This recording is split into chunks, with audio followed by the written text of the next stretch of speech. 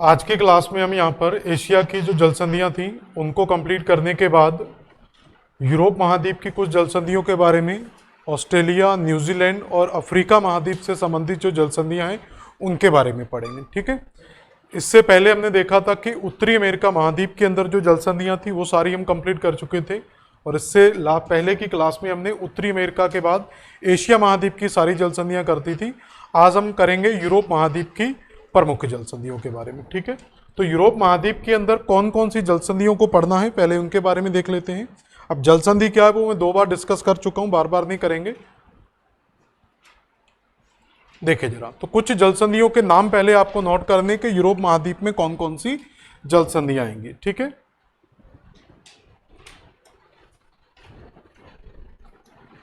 तो यहां पर सबसे पहले जल संधि आप याद रखेंगे एक डोवर स्टेट, मतलब डोवर जल संधि के बारे में। और डोवर जल संधि के बाद याद रखना यहां पर जिब्राल्टर जल संधि, बेनिफिशियो जल संधि, मिसिनिया जल संधि, और ट्रेंटो, डार्डिनल, बोस्पोरस और कैरिच। तो ये 8 जल संधियां आपको कहां पर मिलेंगी, यूरोप महाद्वीप के साथ। ठीक है। और कुछ फिर हम अफ्रीका, ये यूरोप नहीं है, यहां पर अफ्रीका महाद्वीप आएगा। तो कुछ जल संधियां यहां पर हम देखेंगे अफ्रीका की। ठीक है। तो पहले यहां पर हम डिस्कस करते हैं यूरोप महाद्वीप की इन 8 जल संधियों के बारे में कि ये 8 जल संधियां कहां कहां पर स्थित हैं। तो देखिए जरा, यूरोप महाद्वीप का मैप देखते हैं यहां पर। ठीक है। तो यूरोप महाद्वीप की अगर आप पोजीशन को देखेंगे सबसे पहले, तो यूरोप महाद्वीप की ये जो बाउंड्री है ये आपकी क्या कहलाएगी, इसकी पश्चिमी सीमा। और इस साइड हम जाएंगे तो ये सीमा क्या कहलाएगी, इसकी पूर्वी सीमा। और पूर्वी सीमा आप जानते हैं कि इधर से क्या स्टार्ट हो जाएगा, एशिया।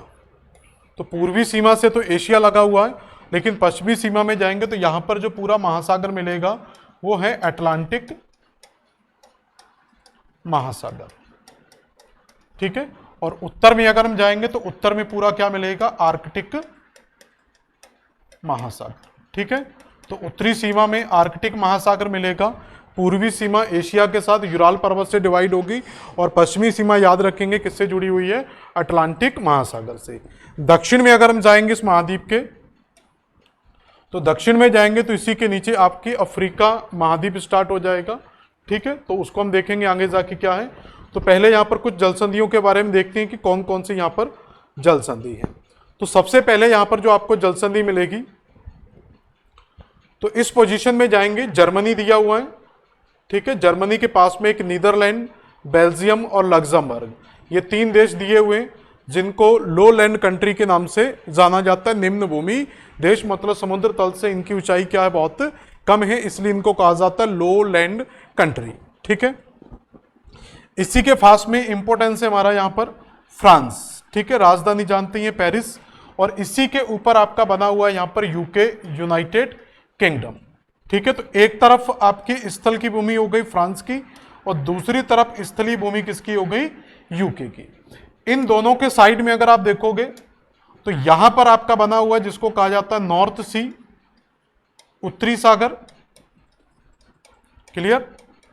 और इसके इस साइड हम जाएंगे, वैसे तो ये अटलांटिक ओशियन आ जाएगा पूरा, लेकिन यहां पर एक छोटा सा पार्ट दिया हुआ है, इंग्लिश चैनल।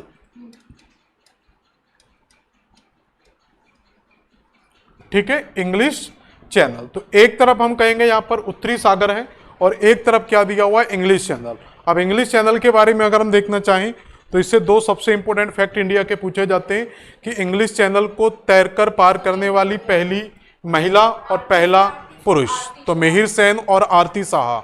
तो मिहिर सेन पहले मैन है जिन्होंने इस इंग्लिश चैनल को तैरकर पार किया था, और पहली महिला आरती साहा जिन्होंने इस इंग्लिश चैनल को तैरकर पार किया था। तो फैक्ट तो हम रट लेते हैं कि इंग्लिश चैनल को तैरकर पार किया था, लेकिन इंग्लिश चैनल है कहां पर यह भी आपको पता होना चाहिए। तो हम कहेंगे ये यूरोप महाद्वीप में यूके और फ्रांस के बीच में स्थित है, अटलांटिक महासागर का एक भाग है। क्लियर हो गया।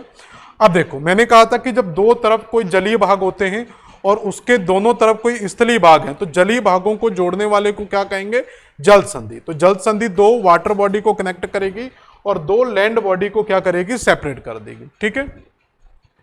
तो यहां पर हम देखेंगे कि इस जल संधि कहां पर मिलेगी, इसकी पोजीशन आपको याद रखना है।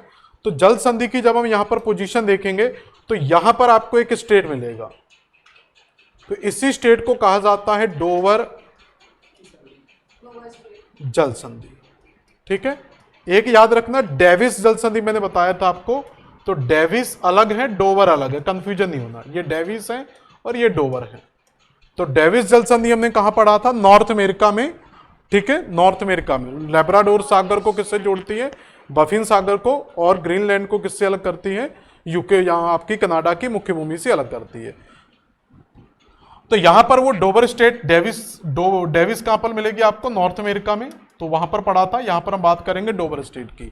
तो डोवर स्टेट किसको कनेक्ट करेगी? तो हम कहेंगे ये उत्तरी सागर को इंग्लिश चैनल से जोड़ेगी, या हम कह सकते हैं कि अटलांटिक महासागर से जोड़ेगी, और यूके को फ्रांस से अलग करती है। तो पूरी डेफिनेशन क्या होगी कि यह उत्तरी सागर को, नॉर्थ सी को इंग्लिश चैनल से कनेक्ट करती है और यूके को फ्रांस से सेपरेट करती है। क्लियर हो गया? अगर आपसे यह भी पूछा जाता है कि डोवर स्टेट कहां पर है, तो हम आंसर दे सकते हैं यूके और फ्रांस के बीच में है, या फिर हम ये कह सकते हैं कि ये इंग्लिश चैनल और नॉर्थ सी के बीच में। ठीक है, और उत्तरी सागर के बारे में भी चीज याद रखना कि उत्तरी, जैसे आपने एक मैंने नॉर्थ अमेरिका के अंदर ग्रांड बैंक शब्द आपको बताया था, ये देखते जाना, बहुत इंपॉर्टेंट चीज है। ग्रांड बैंक, जहां पर भी ये बैंक पैसे वाला नहीं है, बैंक मतलब किनारा। तो ग्रांड बैंक किसके लिए फेमस है? विश्व में मछली उत्पादन के लिए। तो ऐसे वर्ल्ड में बहुत सारे, जब फिशरीज टॉपिक पढ़ोगे मत्स्य पालन का, तो उसमें विश्व के कई ग्रांड बैंक आपको मिलेंगे। उसी तरीके से ये बैंक मिलते हैं। तो उत्तरी सागर के भी जो तटीय क्षेत्र हैं, इनको भी बैंक के नाम से जाना जाता है, जिसको कहा जाता है डोगर बैंक। तो डोगर बैंक का संबंध किससे है? उत्तरी सागर से। और ग्रांड बैंक का संबंध किससे है? न्यू फाउंडलैंड। ठीक है, तो याद रखना डोगर बैंक, तो ये भी किसके लिए फेमस है? मछली उत्पादन के लिए प्रसिद्ध है। तो ये पहली जल संधि होगी, डोवर जल संधि। इसके बाद हम देखें, नेक्स्ट देखते हैं।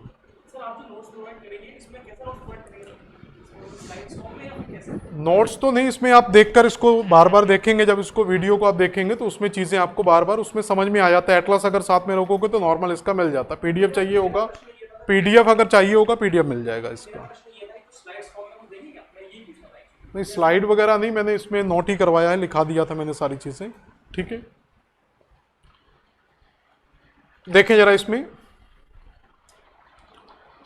बाकी मैपिंग में देखो, याद रखना हमेशा मैपिंग का कोई नोट्स होता नहीं है। मार्केट में अगर आप जाओगे, कोई भी ऐसी आज तक किसी ने किताब नहीं निकाली कि मैपिंग की कोई किताब आती हो। कंटेंट आपको मिल जाएगा। कंटेंट किस तरीके से मिलता है? जैसे एशिया महाद्वीप में, तो एशिया महाद्वीप के 50-60 फैक्ट आपको मिलेंगे।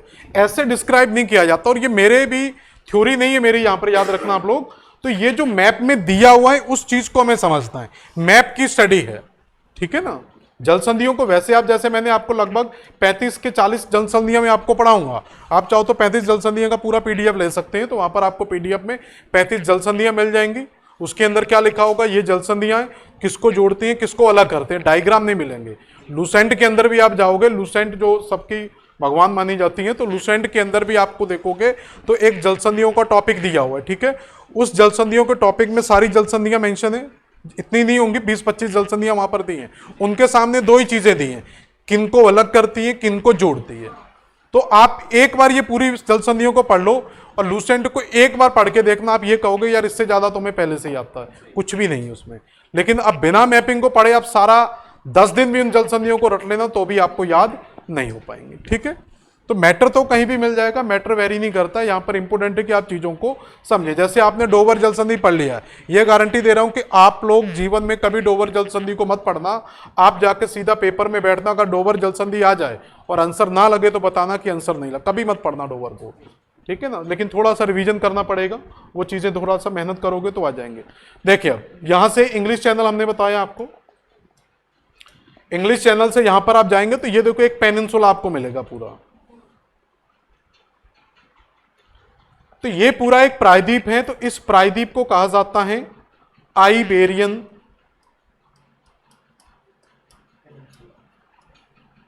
ठीक है, आइबेरियन प्रायद्वीप या पेनिनसुला, इंग्लिश में लिखेंगे पेनिनसुला। तो आइबेरियन प्रायद्वीप क्यों है? क्योंकि 3 तरफ पानी से कनेक्ट करता है। तो ऐसा लैंड का भाग जो 3 तरफ पानी को जोड़ता है, तो उसको क्या कहा जाएगा? जल संधि कहा जाएगा। ठीक है, तो आइबेरियन पेनिनसुला में कौन कौन से देश हैं? तो पहला देश आपका दिया हुआ पुर्तगाल, और दूसरा देश दिया हुआ यहां पर स्पेन। ठीक है, पुर्तगाल और स्पेन। स्पेन की राजधानी मैड्रिड और पुर्तगाल की राजधानी लिस्बन। ठीक है, तो ये याद रखेंगे। और जब यहां से आप जाएंगे, यहां पर आपको मिलेगा बे ऑफ बिस्के। ठीक है, ये मैं जब खाड़ियां पढ़ाऊंगा उस समय डिटेल कराऊंगा। बिस्के तो इंग्लिश चैनल से बिस्के की खाड़ी, और बिस्के की खाड़ी से जब आप इधर घूमते हुए आएंगे, मतलब ये आप पूरी तरीके से कहां पर है, अटलांटिक ओशियन में। अटलांटिक ओशियन से जब आप यहां पर जाएंगे, एक बार साफ करके लिखता हूं, देखो थोड़ा सा और जूम करके दिखा रहा हूं, देखो यहां पर अच्छे से समझना चीजों को। तो आप कहां पर है, अभी मान लें कि अटलांटिक ओशियन में, ये क्या है, आइबेरियन पेनिनसुला है। और यहां पर आप पूरी वाटर बॉडी जो देखते हैं, इसको कहा जाता है भूमध्य सागर, मेडिटेरेनियन सी। तो अब आपको क्या करना है कि अटलांटिक ओशियन से इंटर करना है भूमध्य सागर में। तो आप देखोगे बिल्कुल नैरो पार्ट यहां पर दिखाई दे रहा है, और ऊपर क्या हो गया, यहां पर यूरोप का भाग या आइबेरियन या स्पेन का भाग हो गया। और इसके नीचे जो महाद्वीप दिया हुआ उसको क्या कहा जाता है, अफ्रीका महाद्वीप। क्लियर हो गया। तो एक स्थल खंड क्या हो गया, यूरोप, और दूसरा स्थल खंड क्या हो गया, अफ्रीका।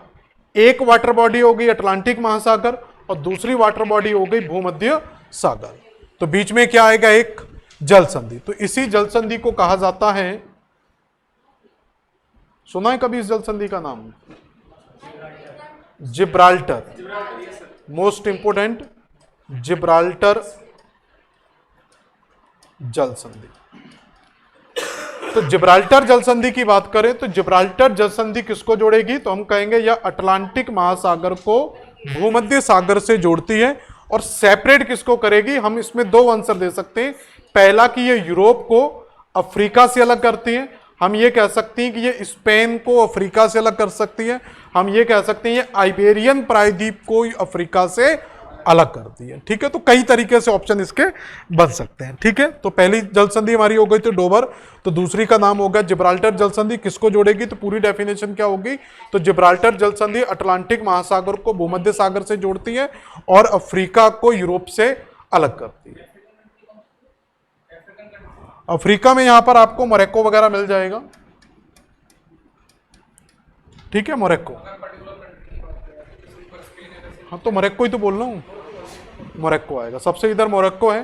ठीक है, फिर वेस्टर्न सारा, इधर वेस्टर्न सारा आता है, फिर मोरक्को, अल्जीरिया, ट्यूनीशिया, लीबिया वगैरह, 5 देश, 5 ऊपर दिए हुए टॉप कंट्री है, 5 कंट्री जिनकी सीमा डायरेक्ट आपकी किससे टच करती है, भूमध्य सागर से। ठीक है, देखें जरा, तो क्लियर हो गया। अब यहां पर एक फैक्ट आपने और लूसेंट का पढ़ा होगा कि जिब्राल्टर को भूमध्य सागर की कुंजी कहा जाता है। कुंजी मतलब चाबी या की कहा जाता है। अब क्यों कहा जाता है की, क्योंकि भूमध्य सागर में अटलांटिक ओशियन से इंटर करने का केवल एक ही रास्ता है, वो है जिब्राल्टर जल संधि। इसके अलावा आप बाई वाटर बॉडी से, मतलब आप जाने को तो कहीं से भी जा सकते हैं, लेकिन पानी वाले जहाज से अगर आप भूमध्य सागर में अटलांटिक ओशियन से एंटर करना चाहते हैं तो वो एक ही रास्ता है, जिसका नाम क्या है, जिब्राल्टर जल संधि। अब यही चीज आप अगर हिस्ट्री में जाके पढ़ोगे, देखो हिस्ट्री भी बहुत ज्यादा जुड़ जाएगी इसके साथ, तो हिस्ट्री में आप जाके देखोगे इसमें, तो यहां पर जब हम हिस्ट्री के पॉइंट को समझेंगे तो स्पेन का आप जानते होंगे कोलंबस, और पुर्तगाल का वास्को डी गामा। तो ये दोनों ही क्या थे, समुद्री मार्गों की खोज के लिए निकले हुए थे। तो कोलंबस तो चले जाते हैं सीधा यूएस से, अमेरिका की खोज कर डालते हैं।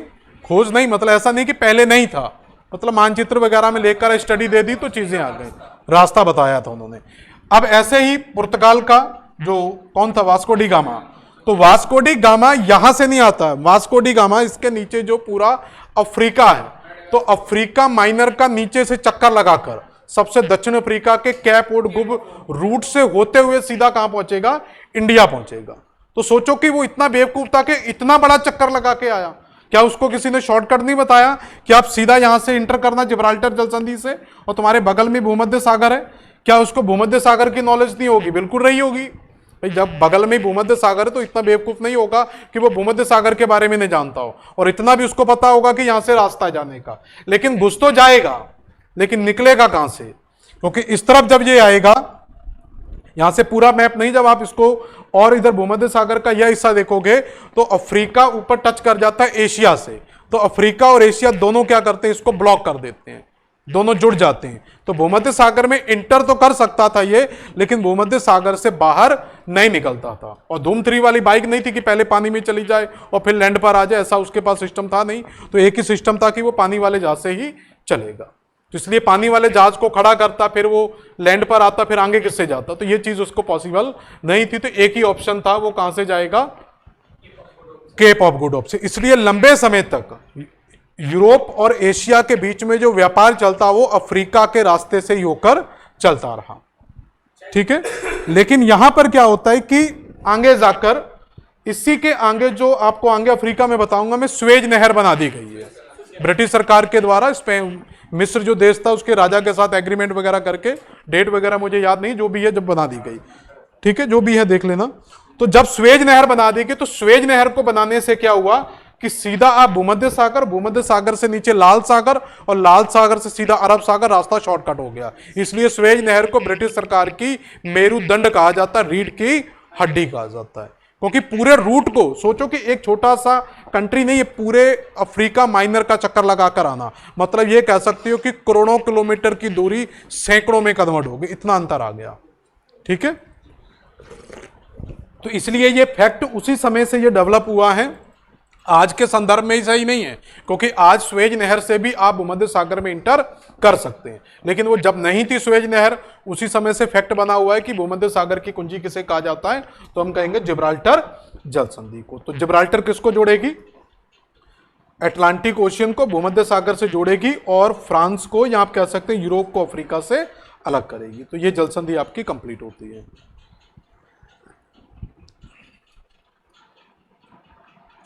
देखिए अब आगे की चीजों को समझें। अब आप इंटर कर चुके हैं यहां पर, कहां, भूमध्य सागर में। अब समझते हैं भूमध्य सागर के अंदर आप जाएंगे तो ये पूरा याद रखना, भूमध्य सागर है और भूमध्य सागर के अंदर ही ये मेडिटेरेनियन सी है, और इसी के साथ में एक छोटा सा सागर मिलता है जिसको कहा जाता है टाइरेनियन सागर, ठीक है। भूमध्य सागर का ही भाग है टाइरेनियन सागर। और यहां पर 2 द्वीप हैं, देखो इसका कलर ग्रीन है और फ्रांस का कलर कैसा है, ग्रीन है। इसका कलर आपको ब्राउन दिखाई दे रहा है, इटली लिखा हुआ, तो इसका कलर भी ब्राउन है।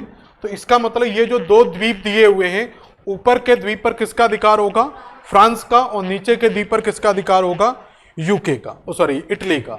तो इसको कहा जाता है कॉर्सिका, ये बहुत इंपॉर्टेंट है, कई बार एग्जाम में आया हुआ है, कॉर्सिका। और इस वाले द्वीप को कहा जाता है सार्डिनिया। क्लियर हो गया। तो ऊपर का द्वीप क्या है, कॉर्सिका, और नीचे का द्वीप क्या है, सार्डिनिया।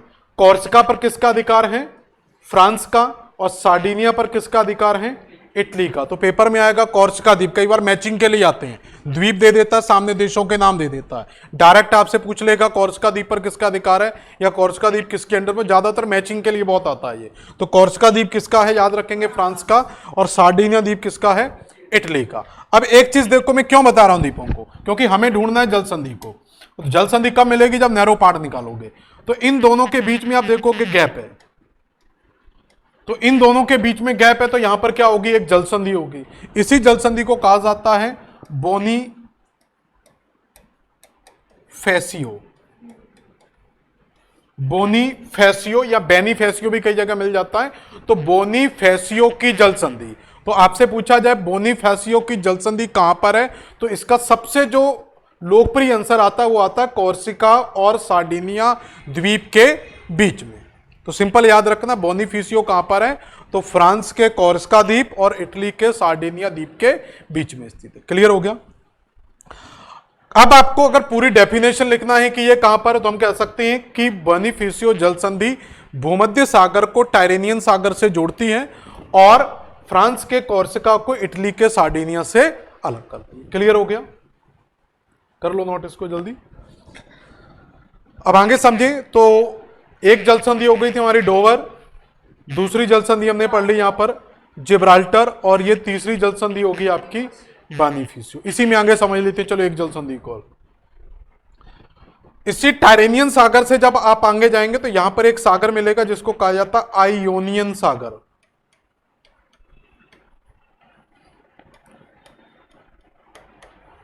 ठीक है। तो ऊपर क्या है, टायरेनियन सागर, और नीचे क्या है यहां पर, आयोनियन सागर। और ये क्या है पूरा यहां तक, तो ये देखो यहां पर गैप मिलेगा, ये इटली है पूरा, और इटली के नीचे ये द्वीप है, थोड़ा सा दोनों के बीच में गैप है, अभी जूम करके दिखा दूंगा। तो इसको कहा जाता है सिसिली, सिसिली द्वीप। ज्वालामुखियों के लिए भी फेमस है, काफी ज्वालामुखी, एक्टिव ज्वालामुखी यहां पर मिलते हैं, अभी नाम तो याद नहीं लेकिन एक्टिव ज्वालामुखी के लिए फेमस है सिसिली द्वीप। तो क्वेश्चन आएगा सिसिली द्वीप किसका है, इटली का द्वीप है, और यह भूमध्य सागर का सबसे बड़ा द्वीप है, पूरे वर्ल्ड का, और किसी ओशियन की बात नहीं कर रहा हूं, केवल इसी भूमध्य सागर का सबसे बड़ा द्वीप पूछा जाए तो कौन सा है, सिसिली द्वीप भूमध्य सागर का सबसे बड़ा द्वीप है। क्लियर हुआ? अब देखें यहां पर मैं थोड़ा जूम करके दिखा रहा हूं कि आपको कहेंगे कि गैप है या नहीं है यहां पर, तो बिल्कुल आपको गैप भी दिखाई देना चाहिए।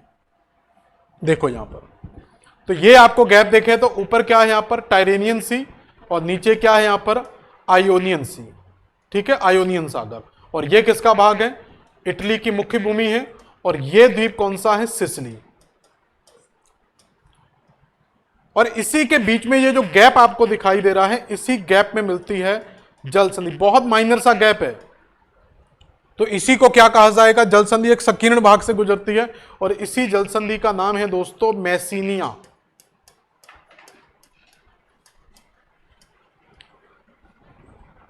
तो क्या कहा जाता है इसको, मैसीनिया की जल संधि। तो आंसर क्या आएगा, मैसीनिया की जल संधि कहां पर स्थित है, तो एक ही आंसर देना है कि ये इटली द्वीप और यहां इटली प्रायद्वीप, इटली क्या यहां पर एक पेनिनसुला है, याद रखना। तो इटली प्रायद्वीप और सिसिली द्वीप के बीच में स्थित है। अब पूरी डेफिनेशन लिखेंगे तो किसको जोड़ती है, तो हम कहेंगे कि ये टायरेनियन सागर को आयोनियन सागर से जोड़ती है, और अलग किसको करेगी, इटली प्रायद्वीप को सिसिली द्वीप से अलग करती है। सिसिली की क्या विशेषता है, ये भूमध्य सागर का सबसे बड़ा द्वीप है। जल संधि है यही तो, मैसीनिया जल संधि, मैसीनिया जल संधि। यहां पर जो जल संधि है, इसी जल संधि, इसी के बारे में तो पढ़ रहे हैं हम, मैसीनिया जल संधि। तो मैसीनिया जल संधि किसको जोड़ती है, टायरेनियन सागर को आयोनियन सागर से जोड़ती है, और इटली प्रायद्वीप को सिसिली द्वीप से अलग करती है। डायरेक्ट आ जाएगा किसके बीच में, तो इटली और सिसिली के बीच में। सिसिली का इंपोर्टेंस क्या है कि यह भूमध्य सागर का सबसे बड़ा द्वीप है। चलो आगे देखते हैं।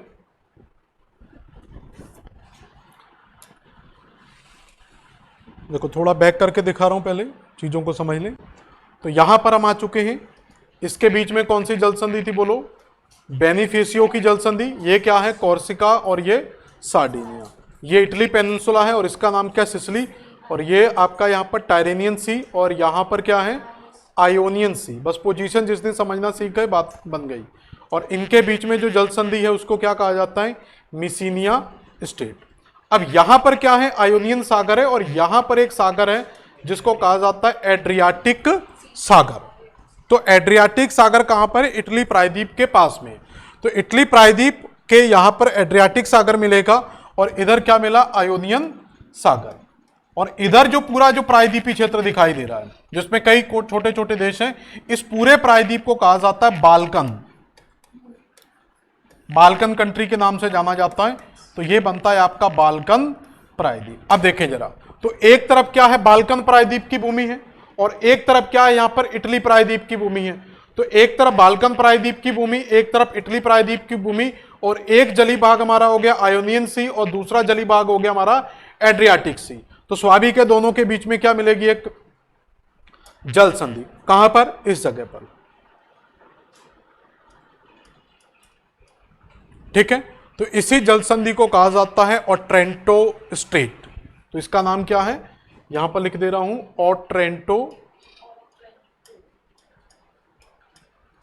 ओट्रेंटो जल संधि।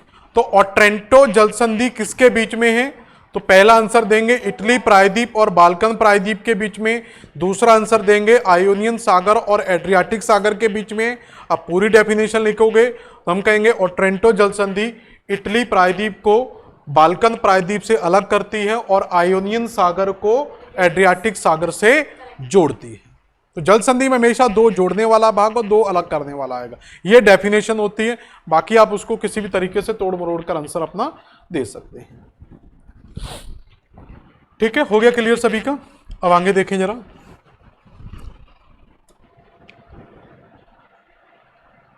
देखो यहां पर इटली प्रायद्वीप से बहुत अच्छा क्वेश्चन पूछा जाता है। ये पूरा क्या है, इटली प्रायद्वीप यहां तक। तो जब भी कोई प्रायद्वीप बनेगा, ये इटली पूरा जब प्रायद्वीप बनेगा, और इटली की राजधानी क्या है, रोम, यहीं पर मिल जाएगी। ठीक है, और इसी के पास में एक छोटा सा देश है Wellington city, Vatican city, Vatican city, जो विश्व का सबसे छोटा देश, पोप की कंट्री कहा जाता है, इसी के पास में ये छोटा सा बना हुआ है। अब यहां पर क्या है कि अब इटली में क्यों क्वेश्चन पूछा जाता है, तो ये इटली की कौन सी सीमा होगी, वेस्ट, और ये इटली का क्या होगा, ईस्ट, और ये इटली का क्या होगा, साउथ। अगर इटली प्रायद्वीप पे तो 3 और समुद्र से टच करेगा, तो क्वेश्चन यहां से पूछा जा चुका है कि इटली प्रायद्वीप की पश्चिमी सीमा, ये वेस्ट है, तो पश्चिमी सीमा किसे टच करती है, तो हम कहेंगे टारेनियन सागर को। इटली प्रायद्वीप की पूर्वी सीमा किसको टच करती है, एड्रियाटिक सागर को, और दक्षिणी सीमा किसे टच करती है, आयोनियन सागर को। क्लियर। तो किसी भी प्रायद्वीप, क्योंकि ये देश है पूरा, इसलिए इंपॉर्टेंट हो जाता है, तो हम कहेंगे इटली प्रायद्वीप के पश्चिम में टायरेनियन सागर है, इटली प्रायद्वीप के पूर्व में आयोनियन सागर है, इटली प्रायद्वीप के पूर्व में एड्रियाटिक सागर और दक्षिण में आयोनियन सागर है। क्लियर हो गया। चलो अब आगे समझते हैं। तो कौन कौन सी जल संधियां हो गई, यहां पर एक जल संधि हो गया, और एक यहां पर हो गया, एक यहां पर हो गया। अब आगे थोड़ा सा 2-3 जल संधियां और हैं, उनको थोड़ा समझ लेते, इसी मैप में आ जाएगा ये पूरा। देखो यहां पर, तो जब हम यहां से, अभी हम कहां पर हैं, आयोनियन सागर में। आयोनियन सागर में ये ग्रीस, एथेंस वगैरह दिया हुआ है। इस ग्रीस से होते हुए जब इस जगह पर ये जो टूटे टूटे द्वीप हैं, इनके बीच में जाओगे तो यहां पर एक सागर दिया हुआ जिसको कहा जाता है एजियन सागर। यहां पर लिख दे रहा हूं, क्या कहा जाता है, एजियन सागर।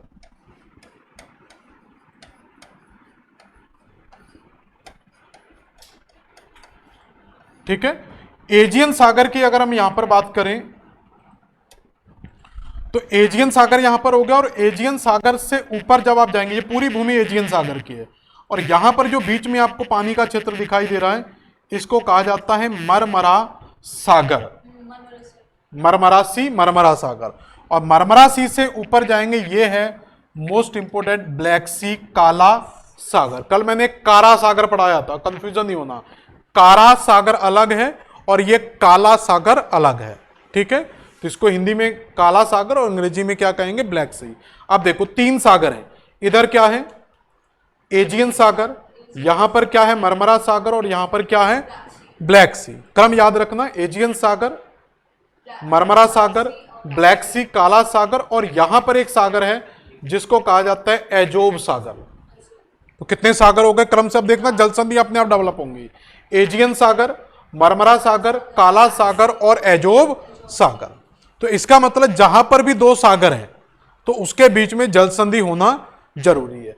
तो यहां पर आप देखोगे तो एजियन सागर और मरमरा सागर के बीच में हल्का सा गैप है, तो एक जल संधि हमारी यहां बनेगी इस गैप में, और फिर मरमरा सागर और ब्लैक सागर के बीच में हल्का सा गैप है, तो एक जल संधि यहां बनेगी, और फिर काला सागर और एजियन सागर के बीच में है, तो तीसरी जल संधि हमारी यहां पर बनेगी।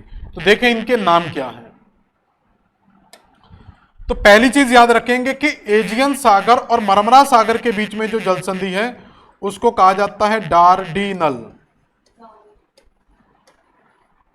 क्या कहेंगे, डार्डिनल जल संधि। ठीक है, ये कलर सही नहीं है, डार्डिनल जल संधि। और मरमरा सागर और ब्लैक सी के बीच में यहां पर जो दूसरी जल संधि है, इस जल संधि को कहा जाता है बॉस्पोरस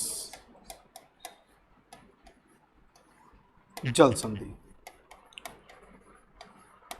तो बॉस्पोरस जल संधि, और फिर काला सागर और एजियन सागर के बीच में जो है उसको कहा जाता है कैरिच, या कैर्च करके ही बोल देते हैं, या कैरिच जल संधि। तो इसमें अलग करने वाला तो नहीं, कम से कम इतना याद रख लेना कि किसके बीच में है। तो पहली जल संधि याद रखेंगे डार्डिनल जल संधि। तो किसको कनेक्ट करती है, एजियन सागर को काला सागर से जोड़ती है, मरमरा सागर से जोड़ती है, और मरमरा सागर को काला सागर से कौन जोड़ती है, बॉस्पोरस सी, और काला सागर को एजियन सागर से कौन जोड़ती है, कैरिच जल संधि।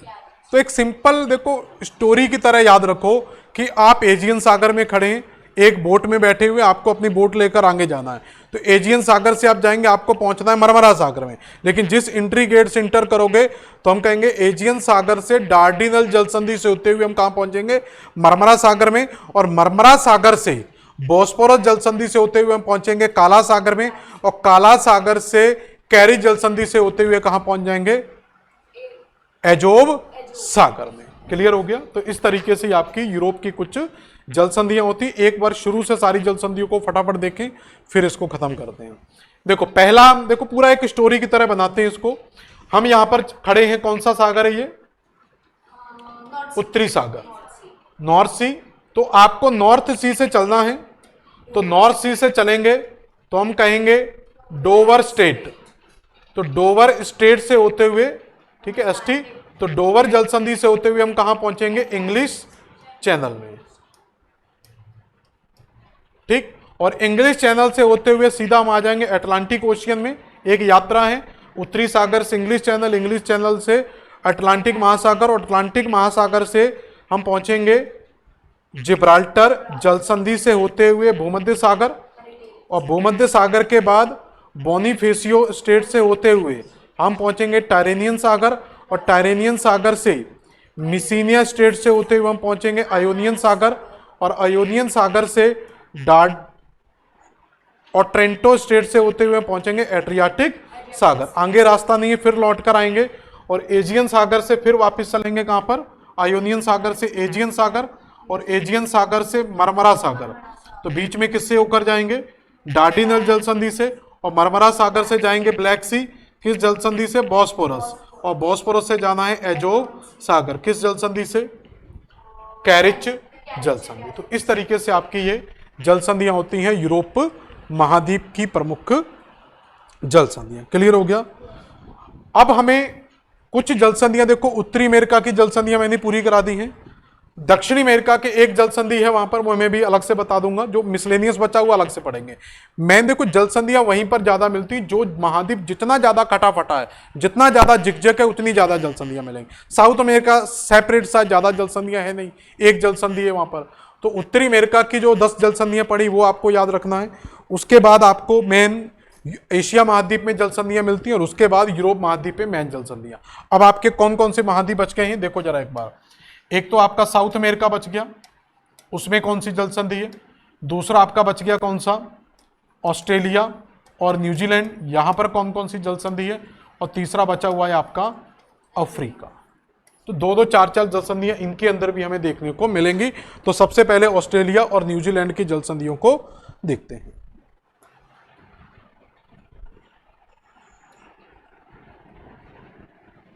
कहां है, ये है। देखो न्यूजीलैंड का मैप तो नहीं है, सिर्फ ऑस्ट्रेलिया का, उससे आगे समझ लेंगे, हालांकि इसमें मैप की भी जरूरत नहीं पड़ेगी ज्यादा। तो यहां पर जब हम ऑस्ट्रेलिया में जाएंगे तो ऑस्ट्रेलिया का मैप आप समझेंगे।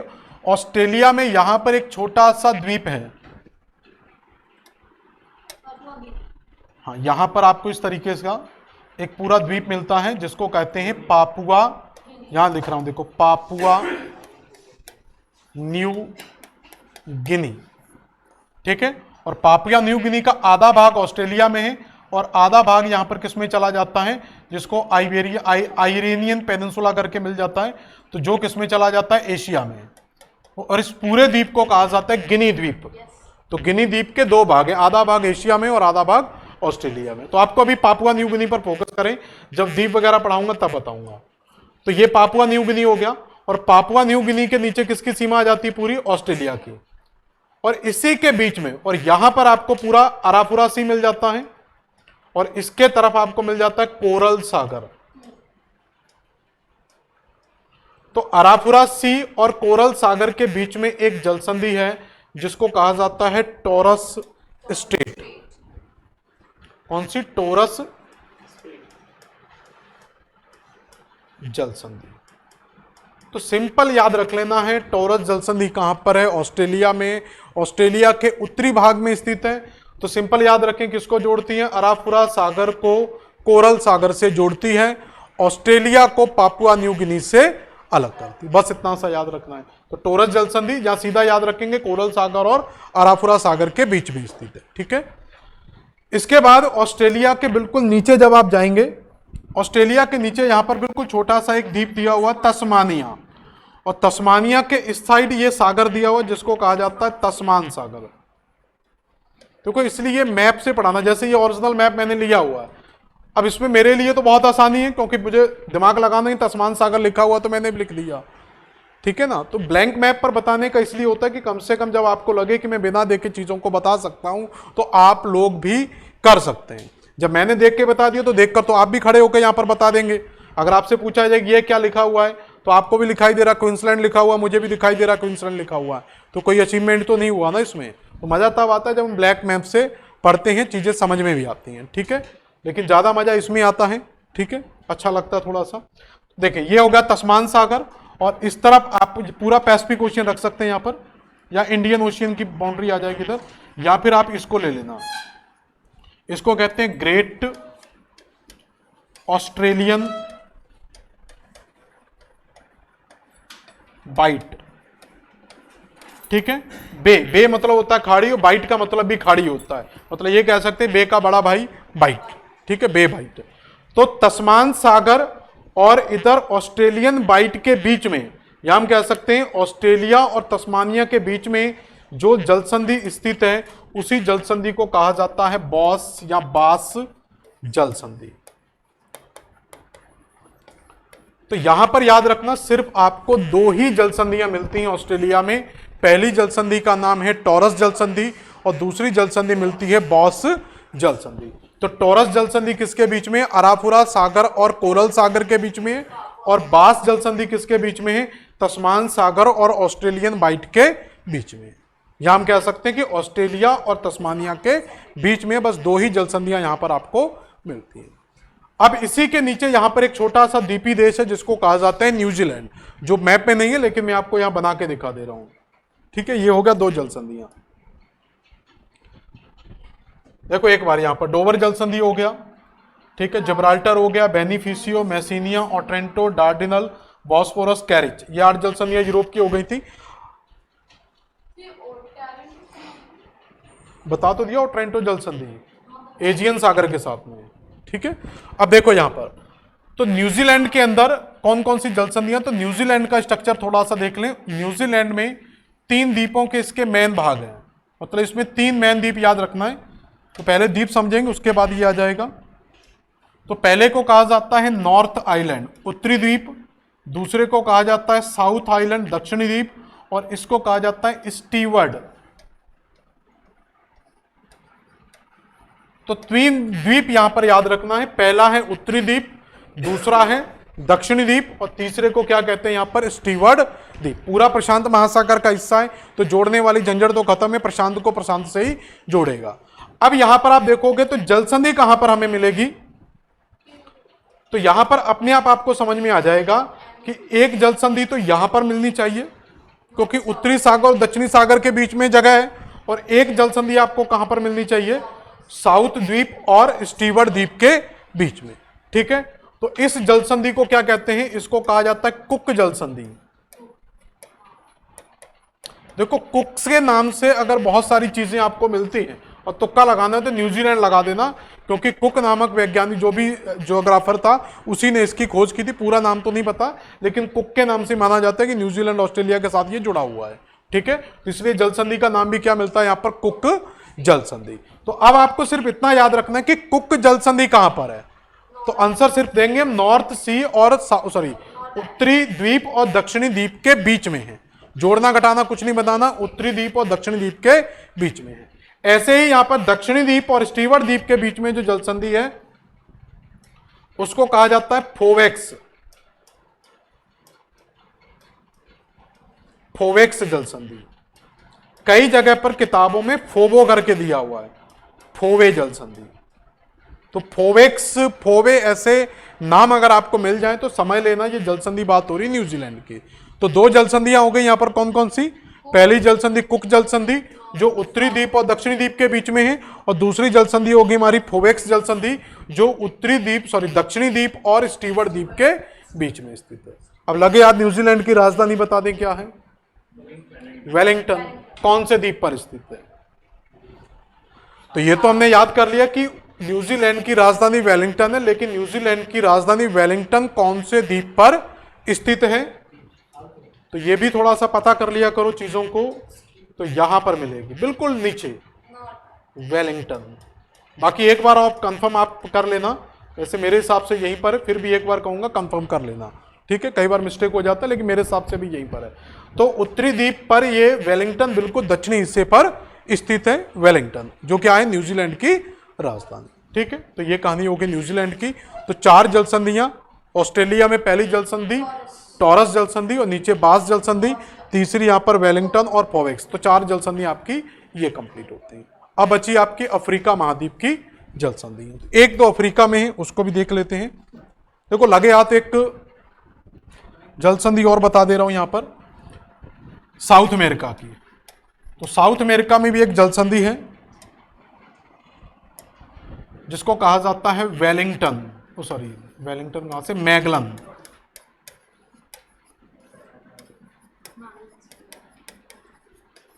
मैगलन जल संधि। तो मैगलन जल संधि सिर्फ याद रख लेना कहां पर है, साउथ अमेरिका में।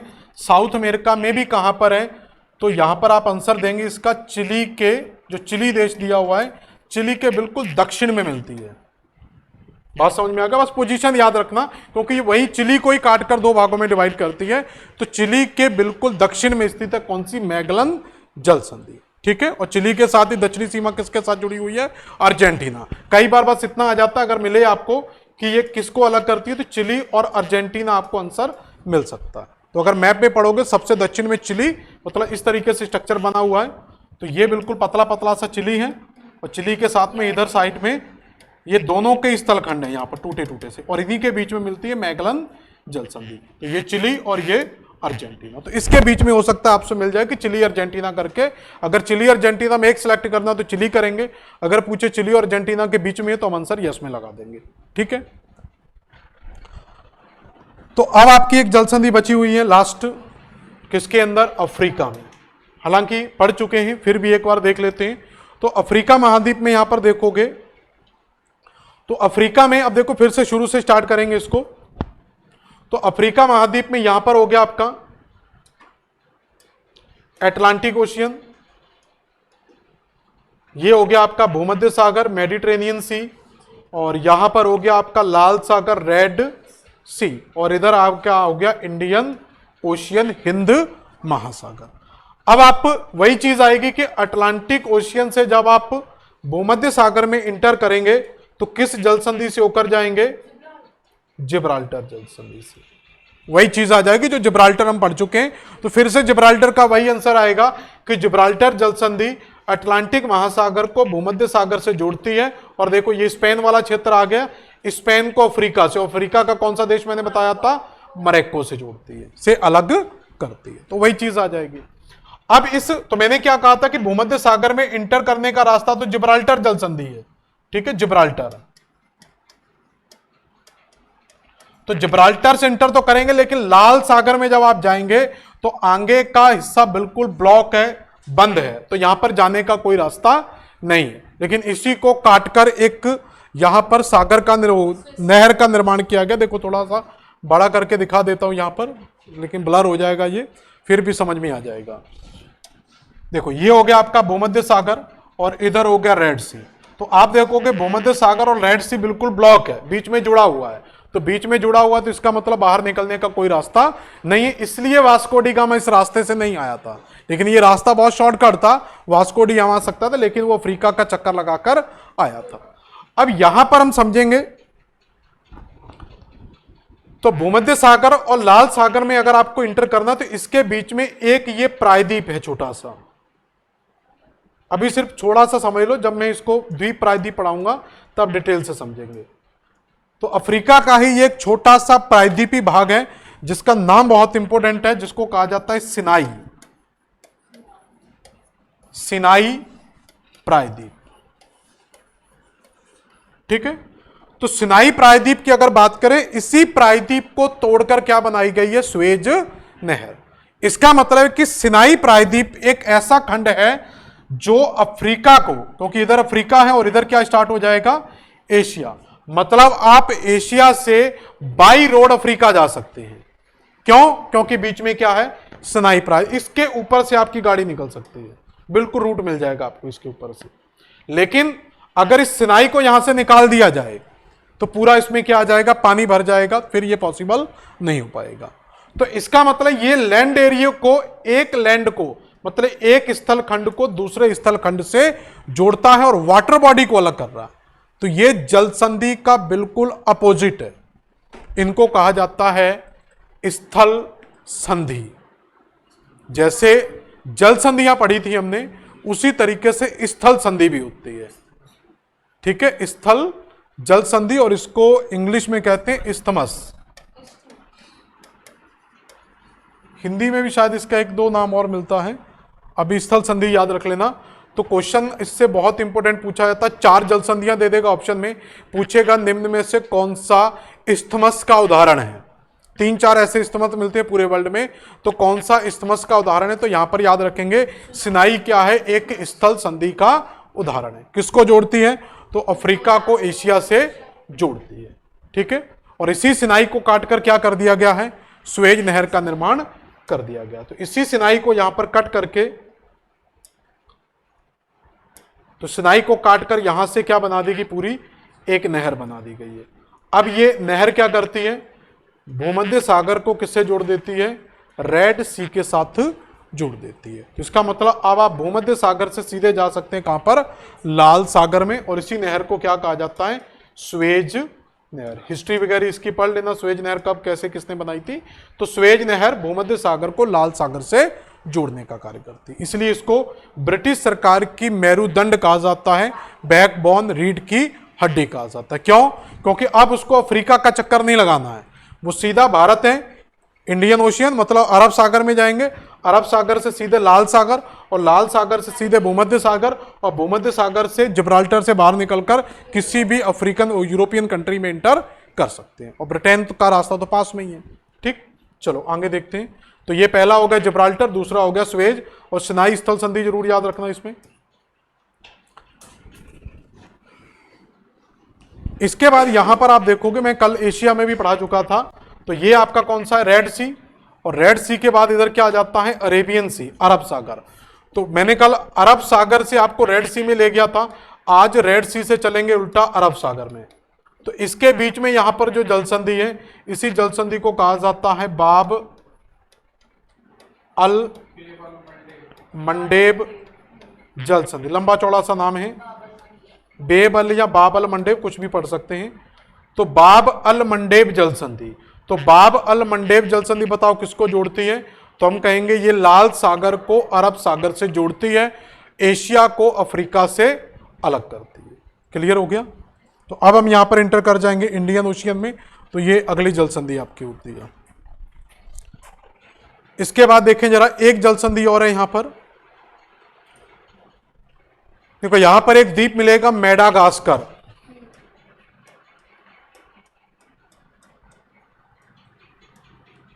और मेडागास्कर के पास में यहां पर एक देश है जिसको कहा जाता है मोजाम्बिक। मोजाम्बिक की राजधानी मापुतो और मेडागास्कर की राजधानी अंतानानारीवो। ठीक है, तो यहां पर दोनों के बीच में एक जल संधि मिलती है, एक चैनल मिलता है, किसके बीच में, मेडागास्कर और मोजाम्बिक के बीच में, दोनों अफ्रीका महाद्वीप के देश हैं, इसी को कहा जाता है मोजाम्बिक चैनल। तो मोजाम्बिक चैनल सिर्फ आपको याद रखना है कि मोजाम्बिक चैनल कहां पर स्थित है, तो हम कहेंगे मेडागास्कर और मोजाम्बिक के बीच में स्थित है। इससे एक बार क्वेश्चन यह पूछा जा चुका था कि मोजाम्बिक चैनल स्थित है, ऑप्शन दिया हुआ था मेडागास्कर के पश्चिम में, मेडागास्कर के पूरब में, ऐसे एक दो ऑप्शन और बनाए हुए थे, तो आपका आंसर क्या होगा, मेडागास्कर के वेस्ट में। तो ऐसे भी क्वेश्चन आ जाते हैं, तो रटने से तो सिर्फ वही क्वेश्चन दोगे जो पढ़ा हुआ है, लेकिन अगर आप मैप के साथ समझते हैं तो उसके सारे एक्स वाई जेड आपके क्लियर हो जाते हैं। क्लियर? तो ये अफ्रीका की कहानी भी कंप्लीट होती है। तो इस तरीके से आपकी पूरी जल संधियां होती। एक बार इनको मैं बता दे रहा हूं कि हमने जल संधियां आखिर पढ़ी कौन कौन सी? अब तो नहीं रह गया कोई महाद्वीप। तो एक बार लास्ट ओवरव्यू देखते हैं, उसके बाद खत्म करते हैं। तो देखो जल संधियां कितनी, देखो एक चीज याद रखना कि आप जल संधियां तो पढ़ते हैं, अगर आपको मैं कहूं कि आप विश्व की जल संधियों के बारे में पढ़ाओ तो मुंह से 5 जल संधियां नहीं निकलेंगी, लेकिन मैपिंग पढ़ने के साथ आप एक तरफ से 22 सीक्वेंस जल संधियों के अगर आप नाम ही बता दो तो इतना बहुत है। जल संधि का आप नाम बोल सकते हैं तो समझ लेना वो जल संधि भी आपको आती होगी। तो पूरा क्रम से आप चाहो तो पूरी जल संधियों के नाम लिख सकते हैं। देखो पहली जल संधि हमने शुरू से नॉर्थ अमेरिका से स्टार्ट करते हैं, तो नॉर्थ अमेरिका में सबसे पहली जो जल संधि पड़ी थी वो थी हडसन। ठीक है, हडसन पूरा लिख लेंगे जल संधि। हडसन के बाद दूसरी थी हमारी डेविस, डेविस के बाद फिर नेयर्स, 4 नंबर पर डेनमार्क,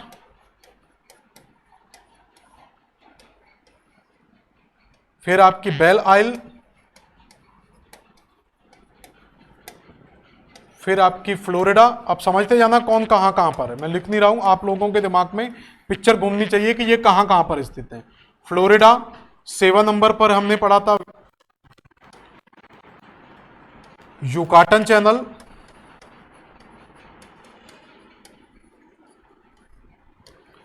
फिर हमने पढ़ा था युकाटन के बाद आगे जाएंगे तो आपका विंडवर्ड पैसेज, फिर लास्ट हमने 9 नंबर पर आपका देखा था मोना पैसेज, और फिर 10वें नंबर पर हमने पढ़ा था पनामा नहर। तो ये नॉर्थ अमेरिका की 10 जल संधियां पढ़ोगे किसके बीच में है, तो हडसन जल संधि सिंपल याद रखना है, हडसन की खाड़ी को लेब्राडोर सागर के बीच में है। डेविस जल संधि देखो यहां लिखना चाहो तो इसको पूरा लिख लेना, सिंपल सिंपल लिखते हैं। तो ये किसके बीच में, हडसन की खाड़ी और लेब्राडोर सागर के बीच में है। ये लेब्राडोर सागर और बैफिन बे के बीच में है, ये बैफिन बे और आर्कटिक ओशियन के बीच में है, ये आर्कटिक ओशियन और लेब्राडोर सी के बीच में है, ये लेब्राडोर सी और सेंट लॉरेंस के बीच में है, और फ्लोरिडा आपका सारगासो सी और गल्फ ऑफ मैक्सिको गल्फ के बीच में है। ठीक है, और ये मैक्सिको गल्फ और अरेबियन सागर के बीच में है। ठीक है, और विंडवर्ड आपका सारगासो सागर और अरेबियन सागर के बीच में है। मोना पैसेज भी सारगासो सागर और अरेबियन सागर के बीच में है, और ये आपका अरेबियन सागर और गल्फ ऑफ पनामा के बीच में। तो इस तरीके से ये 10 जल संधियां हो गई। इसके बाद देखोगे साउथ अमेरिका में एक ही मैगलन जल संधि। एशिया में जाओगे 11 नंबर पर आप देखोगे जो जल संधि आपको मिलेगी, सबसे पहले हमने पढ़ा था वहां पर बेरिंग जल संधि,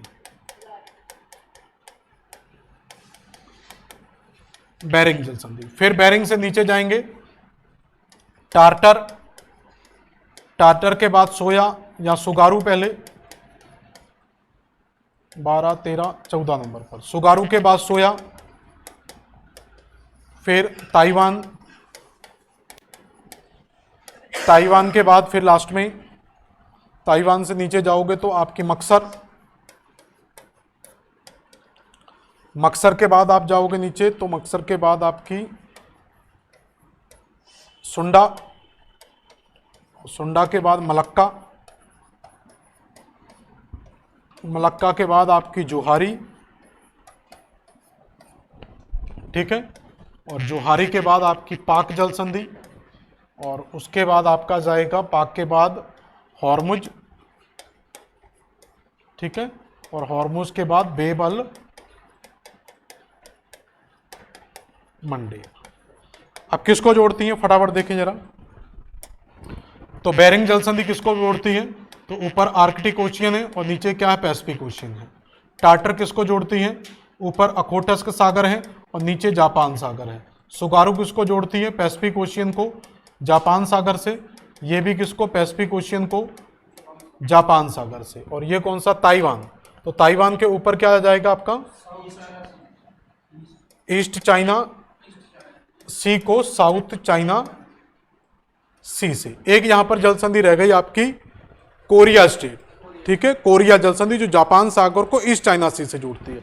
एक और यहां पर ऐड कर लेना कोरिया, ठीक है, एक और बढ़ जाएगी आपकी। मक्सर, मक्सर में सिर्फ इतना याद रखना, ये बोर्नियो द्वीप और सिसिली द्वीप के बीच में है।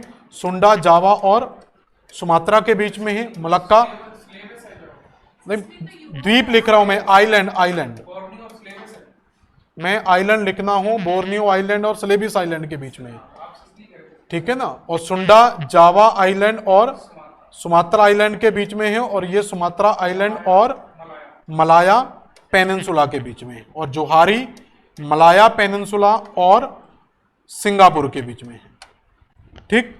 और पाक आप जानते हैं, सिर्फ इंडिया और पाकिस्तान को याद रख लेना। और हॉर्मुज आप याद रखेंगे तो यहां पर अरेबियन सी और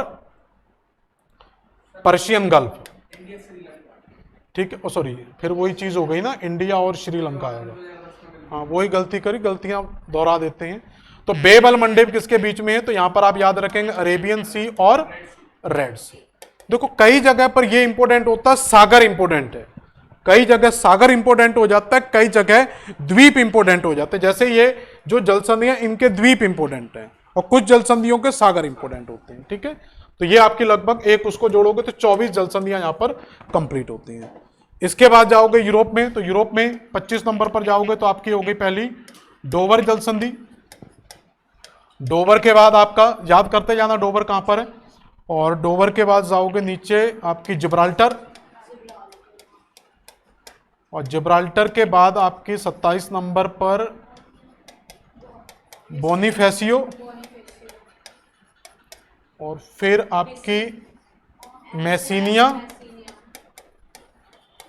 ठीक। और मैसीनिया के बाद है आपका, मैसीनिया के बाद ओट्रेंटो, और ओट्रेंटो के बाद आपका हो जाएगा यहां पर, ओट्रेंटो से ऊपर जाएंगे तो डार्डिनल, और डार्डिनल के बाद हम जाएंगे तो मरमरा, सॉरी बॉस्पोरस, और बॉस्पोरस से जाएंगे तो कैरिच। अब ये किनको जोड़ती हैं देखें जरा, तो डोवर किसके बीच में, सिंपल याद रखना यूके और फ्रांस के बीच में है। जिब्राल्टर किसके, अफ्रीका और यूरोप के बीच में है, ठीक है। बेनिफिशियो सिसिली आइलैंड और नहीं, सिसिली नहीं, कॉर्सिका आइलैंड और सार्डिनिया आइलैंड, ये किसका था, फ्रांस का, और ये किसका था, इटली का। और ये कौन सी है, मैसीनिया, मैसीनिया किसके बीच में, इटली और नीचे कौन सा था, सिसिली आइलैंड के बीच में। और ट्रेंटो किसके बीच में है, तो नीचे आयोनियन सागर, और आयोनियन सागर से सीधा पहुंचेंगे हम एड्रियाटिक सागर। डार्डिनल किसके बीच में है, तो यहां पर एजियन सागर इंपोर्टेंट हो जाएगा, एजियन सागर, और एजियन सागर से आप जाएंगे सीधा कहां पर, मरमरा में। और बॉस्पोरस कहां पहुंचा देगा आपको, मरमरा सागर से ब्लैक सी में, और ये कहां पहुंचा देगा, ब्लैक सी से एजो सागर में, ठीक है। तो ये आपकी हो गई जल संधियां 32। इसके बाद देखोगे कौन सी बची आपकी, बचती है आपकी 33 नंबर पर आपकी बचेगी लास्ट आपकी बॉस जल संधि, यहां बॉस लिख लो पहले, बॉस, और फिर आपकी टॉरस, ठीक है। बॉस किसके बीच में है, तो आप कहेंगे ऑस्ट्रेलिया और तस्मानिया के बीच में स्थित है, और टॉरस आप कहेंगे अरफुरा सी और कोरल सागर के बीच में है, ठीक है। और 35 नंबर पर आपकी बचेगी कुक स्टेट, तो कुक स्टेट न्यूजीलैंड के नॉर्थ आइलैंड और साउथ आइलैंड के बीच में है। और 36 पर बचेगी आपकी फोवेक्स, तो फोवेक्स किसके बीच में है, साउथ आइलैंड और स्टीवर्ड आइलैंड के बीच में। अब कौन सा महाद्वीप बचा हमारा, उत्तरी अमेरिका हो गया, दक्षिणी अमेरिका हो गया, एशिया हो गया, साउथ अमेरिका में मैगलन जल संधि एक, तो 37 में लिख सकते हैं मैगलन जल संधि। तो सोचो 37 जल संधियां किताब में नहीं मिलेंगी, 37 जल संधियों को पढ़ने में अगर मैं बोलना स्टार्ट कर दूं 5 से 10 मिनट लगते हैं 37 जल संधियों को बोलने में। अगर पूरे वर्ल्ड को अगर मैं बोलना स्टार्ट करूं तो 1 घंटे का टाइम दे देना, 1 घंटे के अंदर वर्ल्ड के द्वीप, प्रायद्वीप, खाड़ियां, जल संधियां, पर्वत, पठार, मैदान, XYZ कुछ भी बड़ी आसानी से बोल सकते हैं। तो ये क्यों बोला जा रहा है? मैं अपनी बड़ाई नहीं कर रहा हूं कि मुझे आता है, मैं बोला जा रहा है, ये मेहनत है तो बोला जा रहा है, मेहनत की हुई है, क्योंकि चीजें दिखाई देती हैं। जब मैं बोलना स्टार्ट कर रहा हूं तो मुझे सारा मैप क्या है दिखाई दे रहा है, एटलस पूरा ब्रेन में क्या है सेट हो गया है, तो कौन सी जगह कहां पर है वो चीजें जब दिखने लग जाती हैं तो आपको बोलने में कोई परेशानी नहीं आती। ठीक है, तो इसके साथ ये जलसंधि आपकी पूरी कंप्लीट होती है। अगली जो क्लास होगी आपकी, पहले से पढ़कर आना सारी चीजों को। हम यहां पर पढ़ेंगे अगला द्वीप और प्रायद्वीप, बहुत इंपॉर्टेंट पार्ट होता है। तो हम पढ़ेंगे विश्व के द्वीप और द्वीपों के साथ ही कुछ प्रायद्वीपों के बारे में। पहले द्वीपों के बारे में पढ़ा देंगे। तो एक क्लास में विश्व के, देखो द्वीपों से जो क्वेश्चन आता है तो द्वीपों को हमेशा जोड़कर पूछा जाता है कौन द्वीप किस देश से संबंधित है। ठीक है, तो आज इतना ही रखते हैं, धन्यवाद।